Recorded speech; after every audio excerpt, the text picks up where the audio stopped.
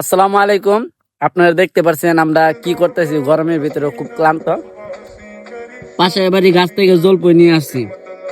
জলপই নিয়ে এসে দুই ভাইয়ে এখানে বসে এই যে দেখেন, অর্ধেক খাওয়া শেষ, মনে পড়ছে তাই ভিডিও করতেছি। সাথে আছে ধন্যবাদ, জলপই, মুচির গুঁড়া, বিট লবণ।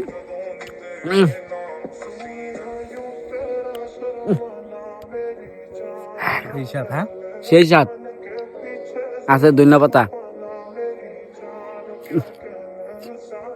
সেই সাথ কেমন লাগে? সেই সাথ পানি উঠে গেছে গা, পানি উঠে গেছে গা ভাই, প্রচুর পানি উঠে গেছে ভাই। কি পানি উঠছে?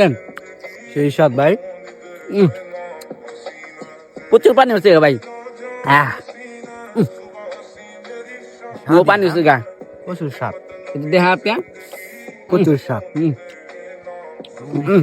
এই সাথ